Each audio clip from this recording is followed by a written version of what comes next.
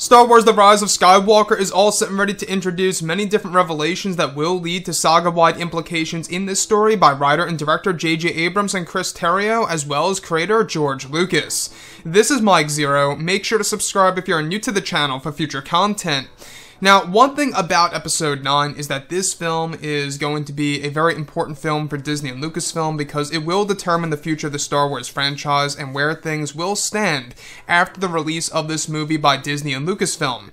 Now, with that being said, we do know that a lot of fans around the world have mixed feelings, thoughts, and emotions before they go ahead and see this movie based on what they have heard through the leaks and the spoilers and what they have seen in the teasers, the trailers, and the TV spots, you name it.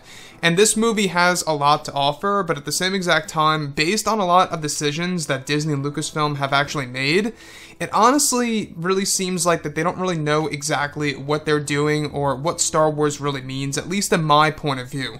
We will be going over the grand finale segment of The Rise of Skywalker, which is of course the final frames of the movie, based on the leaks that involve the character of Rey, Luke, Leia, and others. That's all going to be a part of the final scene of this movie, where it all takes place on a familiar environment. Now, specifically, shot descriptions consisting of a sequence where it's explained that Rey is said to travel to the world of Tatooine after defeating Darth Sidious on the world of Exegol. It's explained that as Rey makes her way toward the world of Tatooine, she is said to be with her droid BB-8 on the planet, where she is described to approach the Lars homestead, where a large binary sunset can be seen in the background. Rey begins to take out both Anakin and Leia's lightsabers and is said to wrap them in a small blanket and buries them underneath the sands of Tatooine as a way to honor the Skywalker Twins and the Skywalker legacy and bloodline that they left behind. This is where it's said that a villager comes out and asks who Rey is, and that nobody has been around here for years, where Rey states that she is Rey Skywalker. She is described to call herself Rey Skywalker after looking at the Force ghosts of Luke and Leia smiling at her from the distance, where they are watching over Rey, where she then takes out another lightsaber blade that appears to be modeled after her staff, to which she ignites a yellow blade at the very end of the film as she approaches the large binary sunset on Tatooine just before the credits roll on screen. So let's go over a couple of parts about this particular segment and let's explain a little bit more about this. Now, there's more to it than just this, obviously. This is going to be a moment in the film in which Rey develops her very own lightsaber and is said to actually be brought to Tatooine by the Force ghosts of Luke and Leia.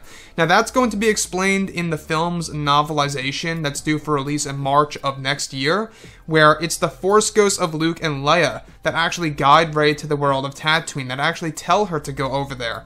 And that's the reason as to why she's able to find its location. Now, the great thing about this, I think, is the only thing that I can really take away from this that is actually good is the fact that we do get the return to Tatooine and we get to see the binary sunset. Everything else I really dislike. I really have to be honest with you guys. Everything else I really dislike. I don't like Rey calling herself Rey Skywalker and just taking the Skywalker name. I don't like how the Skywalker sabers are essentially going to be buried only for Rey to make her own new lightsaber.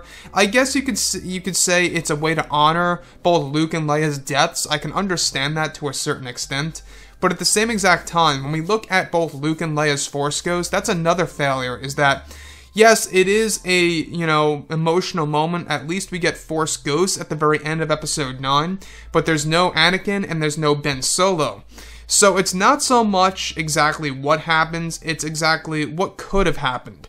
The thing that does happen in this film that I don't like at the very end of the film, based on the leaks, is how she calls herself Rey Skywalker. The whole burying of the lightsabers, I don't really care too much about that, honestly, but everything related to no Ben Solo Force Ghost, no Anakin Force Ghost at the end of the film, no Yoda, no Obi-Wan Kenobi, no nothing like that. It just feels a little out of place, at least to me as a fan. When we look at the very ending of Episode 9, where all the leaks that we have been talking about, at the very end, it's only the Skywalker twins. But you don't have the father of the Skywalker twins, Anakin. I think it would have been beautiful if you had the 4 Skywalker family members. I think it would have been amazing if you had Anakin, Luke, Leia, and finally Ben Solo.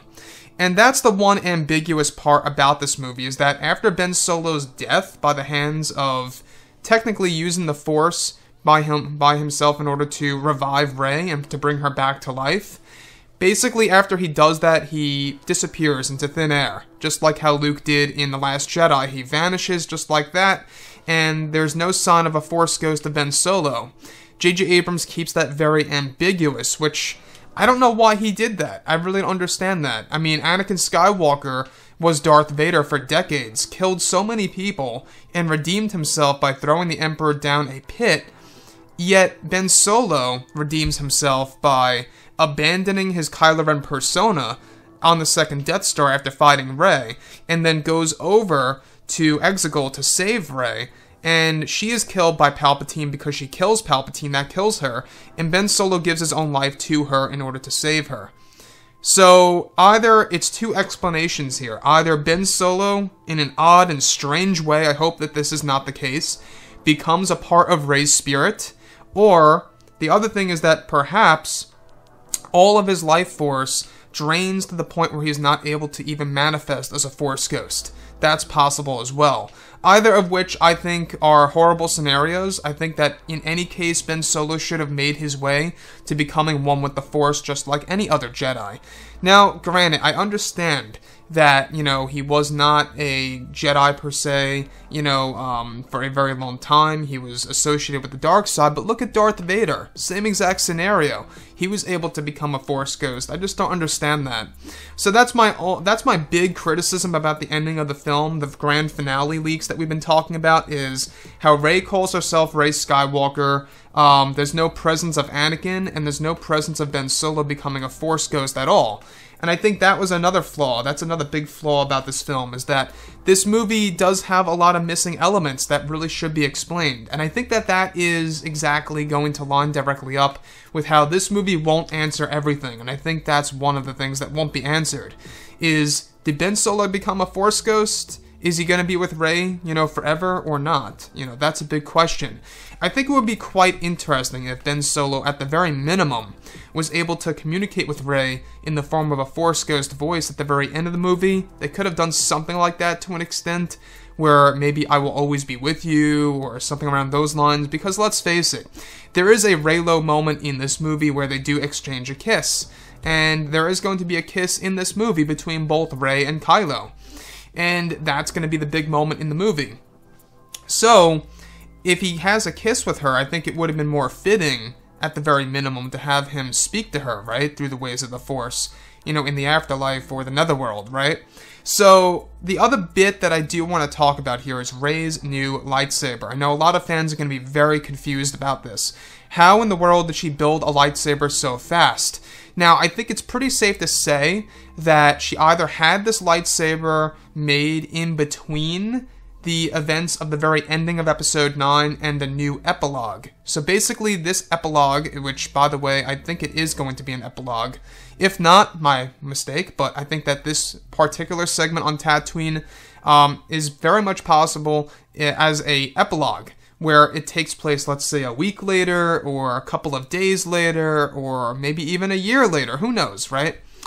And that could very well jump through time at the very final frames of the movie, where Rey now has her own lightsaber and decides to bury the Skywalker sabers underneath the desert world of Tatooine. That could very well explain it.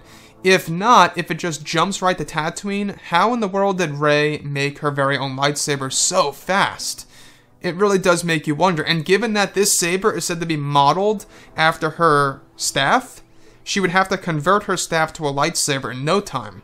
So I think that also needs to be explained, and that might be another plot hole as to exactly how she was able to build it, and exactly, when and where did she build a lightsaber. For all we know, maybe they will show that in the movie, but as far as we know, there is no lightsaber construction scene in this movie, the one that ignites a yellow blade.